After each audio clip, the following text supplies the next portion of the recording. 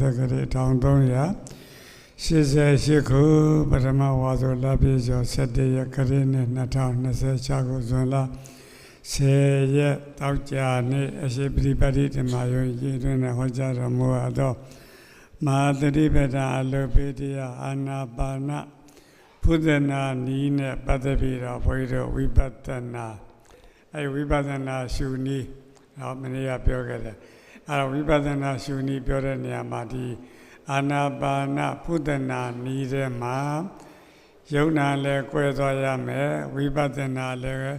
ကွဲသွားရမယ်ခန္ဓာ၅ပါးလည်းသိရမယ်အာရဏလည်းသိရမယ်ဓာတ်လည်းသိရမယ်ပရိသ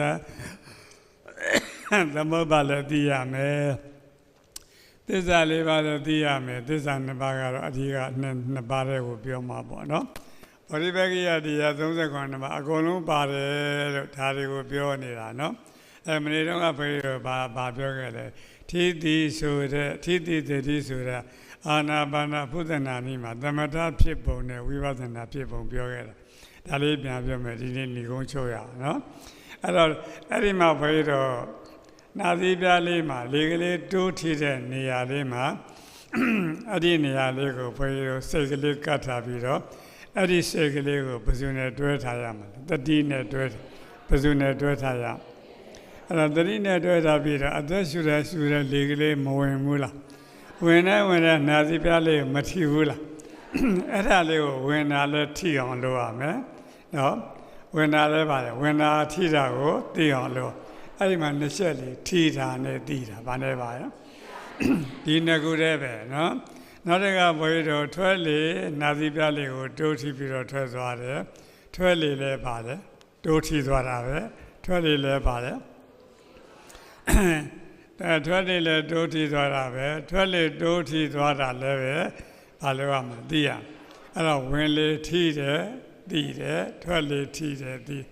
ဒါလေးကိုထီတယ်သိတယ်ထီတယ်သိတယ်နဲ့မှတ်နေတာဘာလို့ပြောလဲဒါကိုဘာလို့ပြောလဲသမထပဲလေဝိပဿနာမရှိသေးဘူးเนาะ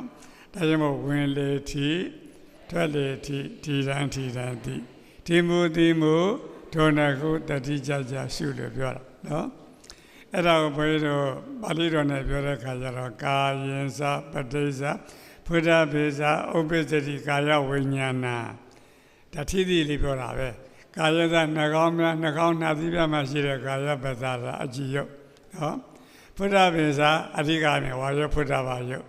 နှကောင်းမှာရှိတဲ့နှာသီးပြမှာရှိတဲ့အကြည်ယုတ်နဲ့ဝါယောဘုဒ္ဓဘာယုတ်ပဋိစ္ဆသူတို့နှစ်ခုပေါင်းစုံပြီးတယ်တိုက်ဆုံပြီးတယ်တိုက်သွားတယ်ထိသွားတယ်နော်ဘာနဲ့ထိတာဘာနဲ့တိုက်ထားတော့နာသီးပြရှိကာယနဲ့လေဆိုတဲ့ဝါယောဘုဒ္ဓဘာယုတ်နဲ့ထိတယ်တိုက်တယ်တိုးဝှေ့သွားတယ်တွန်းကန်သွားတယ်အဲ့ဒါလေးမသိလိုက်ဘူးလားသိလိုက်တာပါတယ်တိန်သိလိုက်တာကပါတယ်ဥပ္ပစ္စတိကာယဝိညာဉ်စိတ်ကလေးဖြစ်တာပဲနော်အဲ့ဒါဘုန်းကြီးတို့အဲ့ဒီသုံးခုလေးကိုဘုန်းကြီးတို့ဝိပဿနာဆိုတဲ့ခါကျ20တဲ့ပဲထီသဘောတရားလေးနဲ့ဒီသဘောသမထလည်းဒီတိုင်းပဲထီတယ်သိတယ်ဒီလိုမှနေရမယ်နော်ဝိပဿနာကြတော့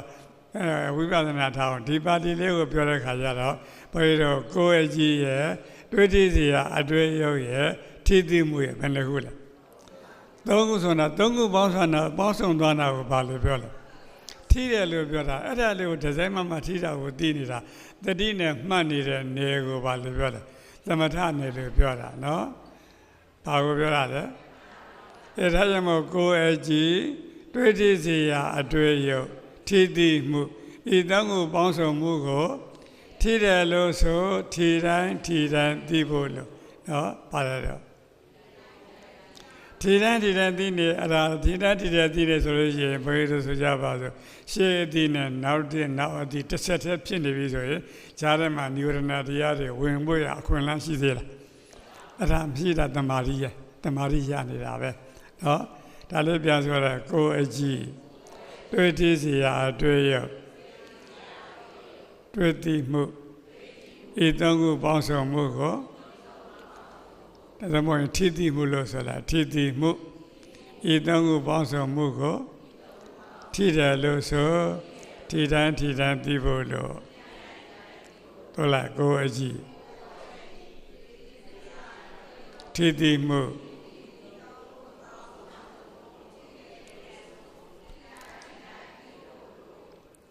အဲ့ဒါကိုဘယ်လိုဒီကိုအကြည့်ဆိုတာဘယ်လိုအာယရဏတဲ့ပြောတော့ကာယယရဏလို့မှတ်တာဘာအာယရဏဟိုဘက်ကဝါရောဆိုတဲ့ဖွတ်တာပါရောက်ကြတာဘာအာယရဏလဲဖွတ်တာပါအာယရဏအဲ့တော့အဲ့ဒီမှာဘယ်လိုအာယရဏဆိုတော့အတွင်းနဲ့အပြင်တိုက်တာဘာနဲ့တိုက်တဲ့အကြောင်းလေးပြောတာနော်တိုက်တဲ့အကြောင်းအဲ့ဒီမှာဘုန်းကြီးတို့ပရိစ္ဆသမုပ္ပါအဘိဓမ္မာမှာပေါ့လေအဲ့ဒါအာယရဏဝိပင်းလို့ရှိတယ်အာရဏဝိပင်းကိုပြောတဲ့ခါကျတော့ရှားပါဝိပဿနာရှုနည်းလေးပြောတယ်သုတ္တမဝိပဿနာရှုနည်းတွေအများကြီးပါတယ်အဲ့ဒါဒီနေရာမှာအာရဏဝိပင်းမှာဘာပြောလဲကာယောအနိစ္စဒုက္ခအနတ္တဝိပရိနာမဓမ္မောလို့ဒီလိုပြောလိုက်တာနော်ဝိပင်းပါဠိထဲမှာကာယကြီးကမမြဲဘူးတဲ့ကာယကြီးကဘာလဲမမြဲဘူးဘာလို့မမြဲတာလဲပြောင်းလဲနေလို့မမြဲတာဘာလို့မမြဲတာဘုန်းကြီးတို့ရုပ်တရားတရုပ်ပြီးတရုပ်သဘောတူရုပ်တွေတရုပ်ပြီးတရုပ်ဖြစ်လိုက်သွားနေတဲ့အစဉ်ကြီးကိုဘာလို့ခေါ်လဲကာယလို့ခေါ်တာအဲ့ဒါကာယတန်တတိပဲတန်တတိကာယကြီးပဲအစဉ်ကြီးဆက်နေတာပဲနော်အဲ့တော့ဆက်နေတဲ့ကတလုံးပြတ်သွားလဲတလုံးဖြစ်လာတယ်တလုံးပြတ်သွားလဲတလုံးဖြစ်သွားလိုက်အဲ့ဒီလိုအစဉ်ကြီးကတစ်ဆက်ကြီးဆက်နေတဲ့ခါကျတော့ဒီကာယကြီးကမြဲတယ်လို့ထင်တာသူ့ဆက်နေသူပဲတလုံးပြတ်ပြီးမှတရုပ်ပြတ်ပြီးမှတရုပ်အသေးဖြစ်တယ်တရုပ်ပြက်ပြီးမှတရုပ်အဲ့ဒီလိုအခြားလေးရှိနေတာအဲ့လိုအခြားလေးမြင်နေလို့ဒီမှာအစရှိတယ်အဆုံးရှိတယ်အဖြစ်ရှိတယ်အပြည့်ရှိတယ်လို့မမြင်ဘူးလားမြင်လို့ဒီကာယကြီးကမမြဲဘူးလို့ပြောတာနော်မမြဲဘူးလို့ပြောတာအဲ့တော့မမြဲတော့ဆင်းရဲတာပေါ့ဆင်းရဲတော့ဒုက္ခလားဒုက္ခလားအဲ့ဒီဆင်းရဲတဲ့သဘောတရားမမြဲတဲ့သဘောတရားကိုလွတ်လို့ရလားကိုစွမ်းဆောင်နိုင်သလားမလားအဲ့ဒါပါအနတ္တပြရပါတယ်ဝိပရိနာမဓမ္မလေဟောဒီကာယကြီးပြောင်းလဲနေတာတဲ့နော်အဲ့ဒါပြောင်းလဲနေတာစီပါလေမမြဲတဲ့အနိစ္စပဲပြောင်းလဲနေတာစီပါလေအနိစ္စပဲဒါကြောင့်မို့ဘုရားသူ့ကိုအနိစ္စလို့ရှုလို့ရှိရင်သူကဥပါဒါရောဖြစ်တဲ့အတွက်သူ့ကိုလာတတ်တဲ့ဝါရောဆိုတဲ့ဖုဒ္ဓဘာသာကိုအရင်ပြတ်တာကိုမြင်အောင်ကြည့်ရမှာနော်ဒါကြောင့်မနေ့ကပြောခဲ့တဲ့အာနာပါနာပြောင်းလို့ရှိရင်ဝင်လေထွက်လေဝင်နဲ့ထွက်တာဖြစ်နေတဲ့ဝင်လေဆိုတဲ့ဝါရောဖုဒ္ဓဘာရောရဲ့အပြက်ကိုမြင်ရမှာဘာကိုမြင်ရမှာအဲ့တော့ဝါရောဖုဒ္ဓဘာရောအပြက်ကိုမြင်ရမှာဝါရောဖုဒ္ဓဘာရောအပြက်ကဝါရောဖုဒ္ဓဘာရောကနှာသပြားလေးကိုမထီဘူးလားထီလို့ရှိရင်မသိဘူးလားအဲ့ဒီအသိရဲ့အပြက်ကဒီနှစ်ခုမြင်ဝိပဿနာမြင်ပြီနော်ဝိပဿနာမြင်ပြီနော်မနေ့ကပြောခဲ့တဲ့ဝင်လေဝါရောရုပ်ကလေးဟာနှာသပြားမှာထိလိုက်တဲ့အခိုက်ကလေးရဲ့ထိပြီးတော့တိလိုက်တဲ့အခိုက်ကလေးရဲ့ဘာလဲဝေလေဝါရောယုနှာသပြားထိလိုက်တဲ့အခိုက်ကလေးတိလိုက်တဲ့ထိလိုက်တဲ့အခါကလေးရပါတယ်ဝါရောရုပ်ပေါ်တာဝါရောရုပ်ဆက်ဖြစ်တာအဲ့ဒါဥရိယပဲနော်တိလိုက်တာကပါလေအတိလေးဆက်ဖြစ်တာဒါဥရိယအဲ့ဒီဘုန်းကြီးတို့ဝေလေဝါရောရုပ်နှာသပြားကိုထိလိုက်တဲ့အခါကလေးရဲ့ထိပြီးတော့တိလိုက်တဲ့အခါကထွက်လေဝါရောရုပ်နှာသပြားထိလိုက်တဲ့အခါကလေးရဲ့ထိပြီးတော့တိလိုက်တဲ့အခါကလေးရဲ့နှစ်ခုထိသဘောတရားလေးနဲ့တိသဘောအဲ့ဒါလေးကိုညာလေးနဲ့သုံးသပ်ကြည့်နော်ထိစေတိုက်စေပညာတွေပြောင်းလဲဝိပဿနာတတိနဲ့ပညာတွေတမာရီမှာတတိနဲ့စိတ်နဲ့တွေတမာရီနဲ့တွေဝိပဿနာမှာတတိနဲ့ဘာနဲ့တွေရပညာနဲ့တွေအဲ့တော့ကြည့်လိုက်ထိသဘောတရားလေးရဲ့ဒီသဘောတရားလေးရဲ့ဉာဏ်လေးနဲ့ဆင်ញင်သုံးသပ်ပြီးတော့ဒီဇိုင်းမှကြည့်နေတဲ့အခါမှာထိသဘောတရားလေးရဲ့ထိပြီးလှစ်ကနေပြောင်းမသွားဘူးလားပြောင်းသွားတာမြဲတာလားမမြဲတာဒီသဘောတရားလေးလည်းလှစ်ကနေသိပြီးတော့ပြတ်မသွားဘူးလားပြတ်မသွားဘူးလားပြတ်သွားတာမြဲတာလားမမြဲတာအဲ့ဒါကိုဝိပဿနာအဲ့ဒါမြင်ဝိပဿနာပဲအချုပ်ကနှစ်ချက်တည်းပဲဝါရောဖုဒ္ဓဘာယောရဲ့အပြက်ကိုမြင်ရမယ်ထိတိစေရဲ့အပြက်ကိုမြင်ရမယ်ဒါပဲနော်ထိတိစေဆိုတာပြောတယ်ကာယဝိညာဉ်စေကာယဝိညာဉ်စေကထိတာလေးကိုသိပြီးပြတ်သွားတာပဲနော်မိနစ်ပဲနဲ့စက္ကန့်ပဲလေးပြတ်သွားတာအဲ့ဒီပြတ်တာကိုသိတာကဘယ်သူကသိမနောဝိညာဉ်စေကသိတာဘယ်သူကသိတာမနောဝိညာဉ်စေကသိတာဒါလောက်ကလေးနားလည်တာနော်ဘုရားတို့ဒါကို3-4ရက်လောက်ရှိပြီပြောနေတာဟုတ်လားအဲ့တော့ဒါလင်္ကာလေးနဲ့ဘုရားတို့အဆုံးသတ်လိုက်ရအောင်ထီစေအခတ်ထီတာဆိုင်ခါ တတိပြုလျက်မပြည့်စုပါထိရာယခုထိရာအစုယခုတိတာထိရာအစုယခုတိတာထိရာအစုဆိုတာဘာပြောတာရုပ်ဘက်က4လို့နာဘက်က3လို့ဒါကိုပြောတာနော်ရုပ်ဘက်ကဘာဆိုလဲကာယပဇာအကြည့်ရုပ်အဓိကရုပ်ကဘာဆိုလဲဝါရောရုပ်ဝါရောဘောရုပ်ပါရင်ပထဝီမပါဘူးလားတေဇောမပါဘူးလားသူတို့ကခွဲခြားလို့မရဘူးနော်အဘောကမထင်ကြဘူးအထိနဲ့ပြောရင်အဘောကိုခြံထားနော်ဒါကြောင့်မို့ထိရာအစုယခုသိတာတဲ့အခုသိတာဘာလို့သိတာရုပ်ဘက်က4မျိုးကိုသိတယ်ရုပ်ဘက်က4ဘယ်လားနာဘက်က3မျိုးသိတယ်ကာယဝိညာဉ်စေရဲ့ဖတ်တရဲ့ဝေဒနာရဲ့နော်အဲ့ဒါပဲလေဘုန်းကြီးတို့ပါဠိတော်ကြတော့တေနာတေဂရိဖတ်တော်ဖတ်တပိစယဝေဒနာတယ်ပြောရမို့လားကာယေသပဋိစ္စဖုဒ္ဓပေသဥပ္ပစ္စတိကာယဝိညာဏဒါထိတိပဲနော်အဲ့ဒီထိတိ3ခုပေါင်းစုံတဲ့အခါမှာတေနာတေဂရိဖတ်တော်ဖတ်တပိစယဝေဒနာပါဠိတော်တယ်လို့မလားဘူးလားအဲ့တော့ကာယရဲ့ဖုဒ္ဓဘာရဲ့ကာယဝိညာဉ်ရဲ့ဖတ်တရဲ့ဝေဒနာချုံလက်တော့5မျိုးတယ်အဲ့ဒါကိုဖြန့်ပြတော့9မျိုးဖြစ်လာယောဂ4မျိုးနာငါ3မျိုးနော်အဲ့ဒါကိုပြောတာနော်ထိရာအစုယခုတိတာဆိုလိုက်အစုဆိုတာနားလဲသွားပြီနော်ထိတာပြက်တစ်ချက်ဝိပဿနာသိတာပြက်တစ်ချက်ဝိပဿနာထိတာလည်းထိပြီးပြက်သွားတယ်သိတာလည်းသိပြီးပြက်သွားတယ်လို့ကိုယ်ပိုင်ညာနဲ့မြင်လို့ရှိရင်အနိစ္စသမထနာညာတစ်ချက်ရသွားတယ်ဉာဏ်ရသွားတယ်ဒီလိုနားလဲရမယ်နော်ဒါလေးပြောစတဲ့ဒါသဘောပေါက်လာပြီနော်ပြန်ဆိုလိုက်ထိစအခိုင်ထိတာစိုက်ခါတတိပြုလျက်မပြစုပါထိတာအစုယခုသိတာထိတာပြက်တစ်ချက်ဝိပဿနာသိတာပြက်တစ်ချက်ဝိပဿနာညာစင်နဲ့ပြောရင်ဘုန်းကြီးတို့ထိတိနှစ်တန်ယုံနဲ့နာဝေဘာပိုင်းယူထားဆိုကြည့်ဆိုလိုက်ထိတိနှစ်တန်ဆိုထိတာကယုံတရားမဟုတ်ဘူးလားအဓိကပြောလဲဝါရောယုံပြီးတော့ဘာယုံလဲကာယပဇာလအကြည့်ယုံနော်ထိတိနှစ်တန်ယုံနဲ့နာနဲ့အဲ့ဒါကသိတာကဘာဖြစ်လဲကာယဝိညာဉ်စိတ်ကမှတ်တာကဘယ်လိုမှတ်တာမနောဝိညာဉ်အဲ့တော့ဘုန်းကြီးတို့ကာယဝိညာဉ်နဲ့မနောဝိညာဉ်ကနန္တရားဝါရောယုံနဲ့ကာယပဇာလအကြည့်ကဘာတရားလဲယုံထားရမို့ထိတိနှစ်တန်ယုံနဲ့နာဝေဘာပိုင်းဒါကိုနာမရူပပရိစ္ဆေဒညာလို့ပြောတာဘာညာလို့ပြောလဲကဲထိတာရဲ့သိတာရဲ့နှစ်ခုမရှိဘူးလားဘာလို့သိတာလဲ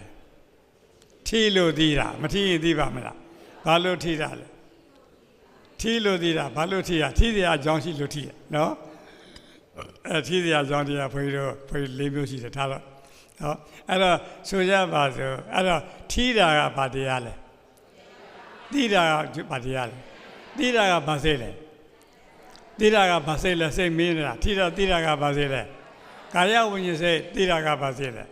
သက္ကုဝိညာဉ်စိတ်လည်းအကျိုးတရားပဲသောတာဝိညာဉ်စိတ်လည်းအကျိုးတရားပဲကာဏဝိညာဉ်စိတ်လည်းအကျိုးတရားပဲဇိမဝိညာဉ်စိတ်လည်းအကျိုးတရားပဲကာယဝိညာဉ်စိတ်လည်းအကျိုးတရားပဲဝိညာဉ်နဲ့အဲ့ဒီဝိညာဉ်တွေကဝိပက်လို့ခေါ်တာအကျိုးတရားတွေနော်အဲ့ဒါတော့အကြောင်းနဲ့အကျိုးကွဲသွားရင်ဘာလို့ပြောလဲဘာလို့ပြောတာပစ္စယပရိက္ခညာနော်ပစ္စယပရိက္ခညာပရိညာနဲ့ပြောရင်ဘာပရိညာလဲညာတပရိညာပဲရှိသေးတယ်နော်အဲ့တော့ထိသဘောတရားလေးလည်းထိပြီးပြည့်သွားတယ်သိသဘောတရားလေးသိပြီးပြည့်သွားတယ်ဆိုတော့ဘာလဲတော့ဒါကြပါတမ္မသနာညာဘာလဲဘာညာတော့တမ္မသနာညာပရိညာလည်းပြောတာဘာပရိညာလဲတိရဏပရိညာဘာပရိညာတော့တိရဏပရိညာဖြစ်သွားပြီနော်အဲ့လိုဖြစ်သွားတယ်အဲ့ဒါလို့ပြောရမှာနော်အဲ့တော့တမ္မသနာညာရဟိုဘက်ကဆင့်သွားတော့နော်ဆက်သွားတော့အဲ့ဒါဘုန်းကြီးတို့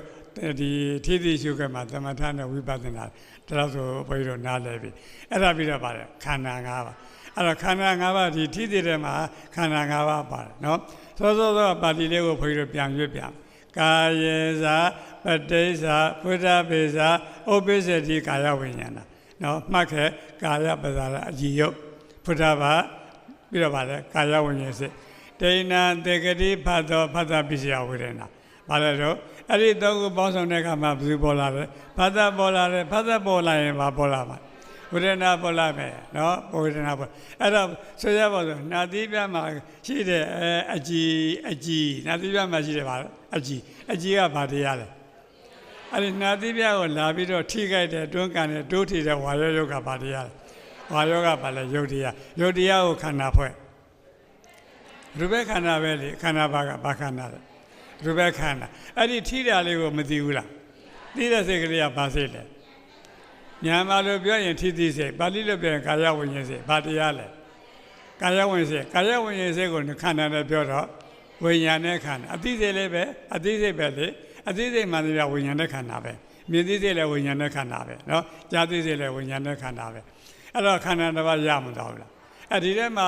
အာယုန်နဲ့အသိစိတ်ကလေးနဲ့အာယုန်နဲ့တွေးအောင်လုပ်ပြီးတော့ဖတ်တာမပါဘူးလားဒိဋ္ဌာသင်္ကတိဖတ်တော့လို့မဆိုဘူးလားဖတ်တာကဘုန်းကြီးတို့ဘာခန္ဓာလဲဖတ်တာကဘာခန္ဓာသင်္ခါရခန္ဓာလေဝေဒနာခန္ဓာနဲ့သင်္ခါရခန္ဓာကထားပါတော့သင်္ခါရခန္ဓာနောက်မှပြောမယ်နော်ဒီဟာပါဠိတော်တိုင်းပြောနေတာကိုအဲဒါနာကျဲမဆက်သွားလိုက်ဒိဋ္ဌာသင်္ကတိဖတ်တော့လို့မဆိုဘူးလားအဲ့ဒါဖတ်တာကဘာခန္ဓာလဲသင်္ခါရခန္ဓာသင်္ခါရခန္ဓာ50ရှိတယ်လေ50တမှာဖတ်တာပါနော်ဒိဋ္ဌာသင်္ကတိဖတ်တော့ဖတ်တာပစ္စည်းဟာဝေဒနာဘာခန္ဓာလဲဝေဒနာခန္ဓာဒီအာယုန်လေးကိုကောင်းမကောင်းမှတ်သားတာကထိတာလေးကိုကောင်းမကောင်းမှတ်သားတာဖြစ်တယ်သင်္ညက်ခန္ဓာအဲ့ဒီသင်္ညက်ခန္ဓာလဲပါလေဝေဒနာခန္ဓာသင်္ညက်ခန္ဓာနာခန္ဓာနှစ်ပါးမရဘူးလားစေတသိက်နာခန္ဓာဖတ်တာကပါလေစေတသိက်နာခန္ဓာတစ်ပါးမရအဲ့တော့သုံးပါးမရဘူးလားစေတသိက်နာခန္ဓာသုံးပါးစိတ်နာခန္ဓာတစ်ပါးနာခန္ဓာ၄ပါးမရအဲ့တော့ခန္ဓာ၅ပါးဖြစ်မှာတော့ရုပ်ခန္ဓာရဲ့နာခန္ဓာ၄ပါးအဲ့တော့ထိတယ်သိတယ်ဆိုတာဘုန်းကြီးတို့အကျေပြောရင်ခန္ဓာ၅ပါးဖြစ်ပြနေတာဘာဖြစ်ပြနေတာလဲအချင်းလေးပြောလို့ရှိရင်ယုံနဲ့နာနဲ့ဖြစ်ပြနေတာဘာလဲတလောကလေးနားလဲတာရှင်းသွားရအောင်နော်ခန္ဓာသိသွားရင်မဟုတ်လားအဲ့တော့ဘုန်းကြီးတို့ထိသိစိတ်လည်းခန္ဓာ၅ပါးရှင်းနှံကပြောခဲ့ပြီလေမြင်သိစိတ်လည်းခန္ဓာ၅ပါးကြားသိစိတ်လည်းခန္ဓာ၅ပါးနာသိစိတ်လည်းခန္ဓာ၅ပါးဥပါဒနာခန္ဓာ၅ပါးမကြာကလေးကပြောခဲ့တာလေဒါလောက်ဆိုရင်နားလဲတာရှင်းသွားရအောင်ပြီးတော့ဘာလာမလဲအာယတနာဟောဒီထိသိတဲ့မှာအာယတနာပါတယ်ဟုတ်လားအဲ့တော့စောစောကပြောတဲ့ပါဠိလေးရှိတာကာယရဲ့ဖွတ်တာပါတယ်လုံးမရှိဘူးလားအဲ့တော့ဘုန်းကြီးတို့ကာယအာယတနာကိုကြည့်ရတယ်အာယတနာကို12ပါးနားလည်ထားလဲနော်အာယတနာ12ပါးဘုန်းကြီးတို့ခန္ဓာကိုယ်မှာမျက်စိနာနာလျှာကိုယ်စိတ်မရှိဘူးလားပြောကြည့်မျက်စိနာလျှာကိုယ်စိတ်ပြန်ပြောမျက်စိနာလျှာကိုယ်စိတ်ဟောဘယ်နှခုလဲအဲ့ဒါအတွင်းအာရဏ6ပါးနော်မျက်စိကိုဆက်ခါအာရဏပြောကြည့်နားကိုနှာခေါင်းကိုလျှာကိုကိုယ်ကိုစိတ်ကိုမနာယရဏစိတ်ကမနာယရဏဘာလဲတော့စိတ်မှသမျှမနာယရဏပဲနော်စိတ်မှသမျှဘာလဲမနာယရဏပြောကြည့်လိုက်အာယုကအာရဏပြောလိုက်နာဘကဘာလဲဒါအတွင်းအာရဏ6ပါးပြောလိုက်စက္ခာယရဏသောတာယရဏခန္ဓာယရဏဇေဝယရဏကာယယရဏမနာယရဏဒါကအတွင်းလားအပြင်လားအတွင်းနဲ့မှအတွင်းနဲ့အပြင်ကအမြဲတမ်းဆက်သွယ်နေတာမဟုတ်လားမျက်စိကိုဘယ်သူဆက်သွယ်လဲအရှင်းမျိုးစုံရူပါယုံမဆက်သွယ်ဘူးလားအဲ့တော့ရူပါယုံကရူပါယရဏအတ္တမျိုးစုံတတ္တယုံကဘာယရဏတတ္တယရဏအနာမျိုးစုံခန္ဓာယုံကခန္ဓာယရဏအယတမျိုးစုံရတယုံကအထွေအထိမျိုးစုံဖုဒ္ဓဘာယုံကဖုဒ္ဓဘာယရဏဟုတ်လားနော်အဲ့ဒီမှာဘုန်းကြီးတို့မနာယရဏပါရင်ဘုန်းကြီးတို့စိတ်တွေမပါဘူးလားစောစောကပြောခဲ့တဲ့ဖတ်တာတို့ဝေဒနာတို့မပါဘူးလားကာယဝိစေလည်းပါတယ်အဲ့ဒီမှာအဲ့ဒီဖတ်တာတို့ဝေဒနာစေတသိက်မှန်တယ်များဓမ္မယရဏပဲနော်ဘာလဲတော့စေတလောကလေးမှာစေတသိက်မှန်တယ်များစိတ်မှန်တယ်များမနာယရဏဘာလဲတော့ပြန်ပြောကြည့်လိုက်အပြင်အာယရဏ12ပါးပြန်6ပါးပြောကြည့်လိုက်ရူပယရဏသတ္တယရဏခန္ဓာရတ္တယရဏဖုဒ္ဓဘာယရဏဓမ္မယရဏအာယရဏဘလားလဲဒါကအပြင်အာယရဏအတွင်းနဲ့အပြင်ဆက်သွယ်မှာနော်ဒီမှာတော့အတွင်းနဲ့အပြင်2မျိုးတည်းပဲဟောတယ်ဒါကြောင့်ဘုန်းကြီးတို့မြတ်စွာဘုရားကဒွါရတုတ်လို့ဟောတယ်ဒွါရနုပသနာတုတ်လို့လည်းဟောတယ်ဒီ2မျိုးကိုဝိပဿနာရှုရဘုန်းကြီးတို့ဒီမှာပြောကြတယ်ဟောဒီမှာနှာခေါင်းမှာရှိတဲ့ကာယစီပါအာယရဏလေနာမည်ပါနေပြီလေနှာခေါင်းမှာရှိတဲ့ကာယစီပါအာယရဏလေ မျက်စိမဟုတ်ဘူးလေနားမဟုတ်ဘူးလေဘာအာယတနာလဲအဲ့ဒီနှာခေါင်းကိုလာတိုက်တာဘယ်သူလဲနှာခေါင်းကိုလာတိုက်တာဘယ်သူတော့ဝါယောဓာတ်လို့ပြောဝါယောရုပ်လို့မဟုတ်ပြောဝါယောရုပ်ကဘာအာယတနာလဲဖုဒ္ဓဘာယတနာလေခဏခဏပြောနေတာဖုဒ္ဓဘာယတနာလို့ပြောဖုဒ္ဓဘာဓာတ်လို့ပြောဖုဒ္ဓဘာအာယုလို့ပြောလို့ဒါကြီးသုံးပါပဲလို့ပြောနေတာခဏခဏပြောနေတာပဲအဲ့တော့အဲ့ဒီဝါယောဆိုတဲ့သဘောတရားလေးကဘာအာယတနာအဲ့တော့အာယတနာနှစ်ပါးမရဘူးလားဘာနဲ့တော့နှာခေါင်းမှာ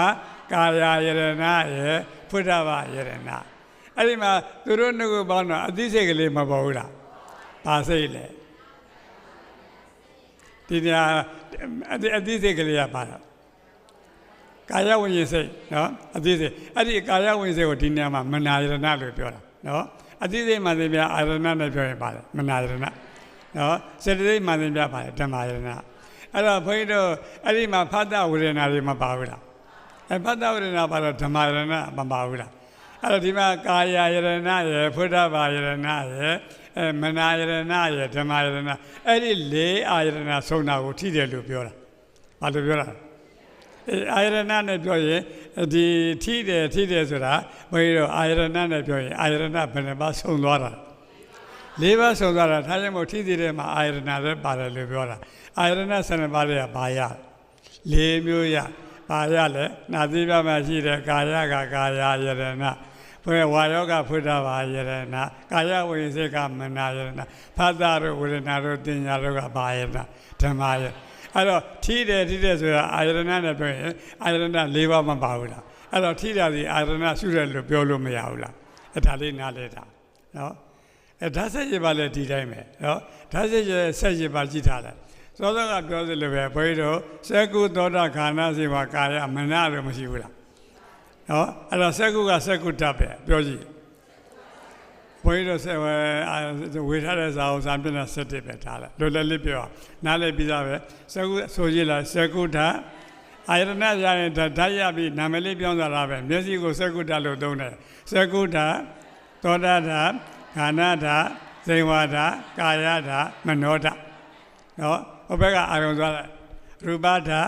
သတ္တဓာတ်ခန္ဓာဓာတ်ရတ္တဓာတ်ဖုဒ္ဓဘာဓာတ်ဓမ္မဓာတ်နော်ဘယ်ခုရတော့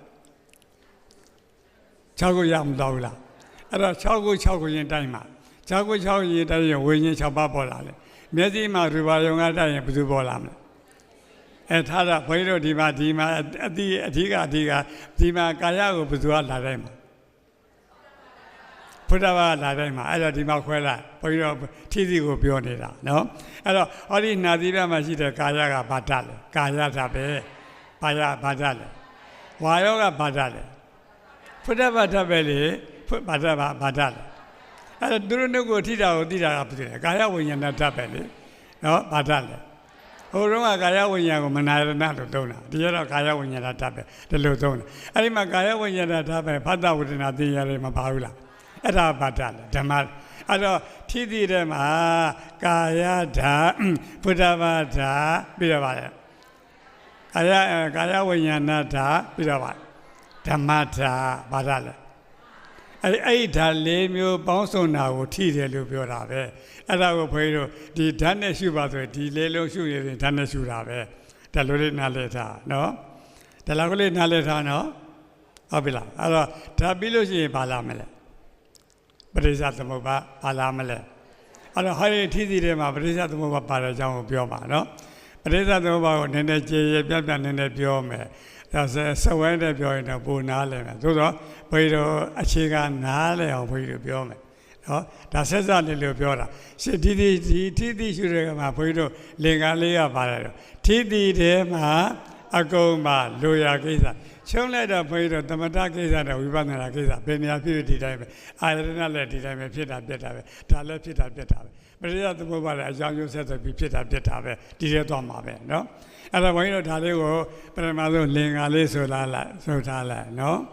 မူလနှစ်ဖြာဒွေသစ္စာမအလွာလေးဓာတ်ဝေသုံးဝနဲ့အစသုံးဖြာအင်္ဂါ12ဝကာလ3သွဲ 20ချင်းရာဤရှိဖြာဝဲအင်္ဂါ9ဓာတ်ပိဿုပန်တရားအကျိုးများကိုထင်ရှားမိရှုတိသူမှာဝေဒနာကြောင့်တဏှာဝိမြင့်မဖြစ်ပြဆဲစက်ပြငြိမ့်သည်ဆင်းရဲချုပ်ငြိမ်းလေသည်ဒါလေးရအောင်ဆိုတာနော်ဒါလေးကိုဘယ်အကျေကိုအကုန်မပြောဘူးမူလနှစ်ဖြာတွေသစ္စာမအလွာလေးဓာတ်ဝိသုံးရနှင့်အစ3ဖြာအင်္ဂါ8ဝကာလ3သွဲ20ချင်းရာဤ8ဖြာဝဲအင်္ဂါ9ဓာတ်ပိဿုပန်တရားအကျိုးများကိုထေရှားမိရှုတိသူမှာဝေဒနာကြောင့်တဏှာဝိမြင့်ဝေဒနာကြောင့်တဏှာမဖြစ်ဝိပြဆဲသည်ဆင်းရဲချုပ်ငြိမ်းလေသည်ဒါလေးရပါမလားတခါဆိုကြည့်ရအောင်ဒါလေးတွေပြောနေဦးပါနော်ဘာလဲတော့မူလနယ်ဖြာတွေသစ္စာမှာအလွာလေးဓာတ်ဝိသုံးရနှင့်အစ3ဖြာအင်္ဂါ12ဝကာလ3သွဲ20ချင်းရာဤ8ဖြာဝဲအင်္ဂါ9ဓာတ်ပိဿုပန်တရားအကျိုးများကိုထေရှားမိရှုတိသူမှာဝေဒနာကြောင့်တဏှာဝိမြင့်မဖြစ်လာပဲစက်ပြဆဲသည်ဆင်းရဲချုပ်ငြိမ်းလေသည်တဲ့နော်နည်းနည်းလေးပြောမယ်ဒီပရိသတ်သမုပ္ပါကြီးကိုခေါင်းဆောင်တာဘာလို့လဲအဝိဇ္ဇာနဲ့တဏှာအဲ့ဒါတော့အဝိဇ္ဇာနဲ့အထာကိုပါလဲမူလနဲ့ပဲနော်ပြီးတော့တွေသစ္စာမှအဲ့ဒါတော့သစ္စာကဒုက္ခသစ္စာနဲ့သမုဒယသစ္စာနှစ်ပါးလဲဒုက္ခသစ္စာကအကျိုးတရားသမုဒယသစ္စာအကြောင်းအကျိုးဆက်သွယ်နေတာဒါနော်ပြီးတော့ပါလဲအလွာလေးဓာတ်အဲ့တော့မူလရဲ့ပြီးတော့ပါလဲသစ္စာရဲ့အထ4ခုရဲ့ပြီးတော့ပါလဲအထ4ဓာတ်ပြီးတော့ကာလ3ပါးနော်ပြီးတော့ပါဝေ3ပါးပြီးတော့အစ3ပါးအင်္ဂါ12ပါးနော်ပါလဲတော့အင်္ဂါ12ပါးပြီးတော့ပါလဲဝေ3ပါးနော်ဝေ3ပါးအဲ့တော့ဘယ်နှခုရှိတယ်10ခုရှိတယ်နော်မူလနှစ်ဖြာတွေသစ္စာမှာအလွာလေးဓာတ်ဝိသုံးရနဲ့အစ3ပါးအင်္ဂါ12ဝနော်အင်္ဂါ12ဝကာလ3သွဲ20ချင်းရာဘယ်နှမျိုးရှိလဲဘယ်နှမျိုးရှိလဲခေါင်းစည်း10မျိုးရှိတယ်ဘယ်နှမျိုးလဲခေါင်းစည်း10မျိုးရှိတယ်နော်အဲ့တော့အဲ့ဒီခေါင်းစည်း10မျိုးထဲမှာဘုန်းကြီးတို့အကြောင်းအကျိုးဆက်သွယ်နေတာဘာဆက်သွယ်နေတာအဲ့တော့အကြောင်းအကျိုးဆက်သွယ်နေတဲ့နေရာမှာဘုန်းကြီးတို့ပရိသတ်သမုပ္ပါရှိလို့ရှိရင်ပရိသတ်သမုပ္ပါသည်အကြောင်းကိုပယ်တတ်တဲ့တရားလားအကျိုးကိုပယ်တတ်တဲ့တရားလားဒါကိုယ်ပဲပြပါသိရဒီတဲကဘုန်းကြီးတို့ခေါင်းစည်းဘယ်လောက်လဲပြန်ပြောမူလနှစ်ဖြာသိရမယ်မူလနှစ်ဖြာဒွေသစ္စာမှာအလွန်လေးတာဝိသုံးရနဲ့အစ3ဖြာအင်္ဂါ12ဝကာလ3သွဲ20ချင်းရာမရှိဘူးလားအဲ့ဒီအချင်း20ခေါင်းစည်းဘယ်နှမျိုးလဲ10မျိုးအဲ့ဒါကိုဖွေးတော့ပထမဆုံးလူရင်အစဉ်တိုင်းမသွားဘူးဟောအဲ့ဒီမှာပထမဆုံးဘာသိရမလဲဆိုအင်္ဂါ12ဝအင်္ဂါ12ပါးသိထားရမယ်နော်ဒါလေးကိုခေါင်းစည်းတဲ့အဲ့ဒီအင်္ဂါ12ပါးလေးကိုဆိုပြထားမယ်ရအောင်ဆိုထားရမယ်အဝိဇ္ဇာသင်္ခါရဝိညာဉ်နာယုတ်သလာယရဏဖတ်တာဝေဒနာတဏှာဥပါဒဘဝဇာတိဇရာမရဏတခုတည်းယူရပါနော်ဆိုကြည့်လိုက်အဝိဇ္ဇာသင်္ခါရဝိညာဉ်နာယုတ်သလာယရဏဖတ်တာဝေဒနာတဏှာဥပါဒဘဝဇာတိဇရာတခါဆိုလိုက်နံပါတ်5ကိုဒေါင်းဆိုင်ရမယ်နော်ဒေါင်းပြေးရမယ်အဲ့ဒါမပြေးမဒီပဲဒီအချက်လက်ရှင်မျိုးကိုပြောလို့မရဘူးဟောအကျေကြီးမပြောဘူးနည်းနည်းလေးပဲချုံမှုယုံလေးပြောမှာဒီနေရာသက်ဆိုင်တာလောက်ဖွေးတွေပြောမှာနော် ဆိုကြည့်လိုက်အဝိဇ္ဇာသင်္ခါရဝိညာဉ်နာယုသာလရဏဖတ်တဝေဒနာတဏဥပါဒဘဝဇာတိဇရာမရဏကတခုတည်းနော်တကယ်တော့ပြောရင်တော့ဘုရားတို့အင်္ဂါ12ပါးလို့ဆိုထားတာဇာတိနဲ့ဇရာမရဏကတော့ဘုရားတို့စာလို့ပြောရင်ဂုံထူးပဲတော့သူ့ကိုဖယ်ထားလို့ရတယ်နော်သူ့ကိုဖယ်ထားပြီးတော့ဘုရားတို့20အချင်းရာလို့မဆိုဘူးလားအချင်းရာ20ကဘုရားတို့ဒီကနေသွားမှာဟုတ်လားကတရာကလေးနားလဲတာနောက်ရင်ပါဆက်ရအောင်ကျန်တဲ့ရှင်ဆက်လက်ပြီးတော့မိမိတို့အာထုဇပ်ပြီးတော့တတိပဒံတရားကိုတတိဥစီတော့ပညာတရားဖြင့်ဆက်လက်ပြီးတော့ကြည်ကြံကြိုးကိုပွားများအာထုနိုင်ကြပါစေကုန်သတည်း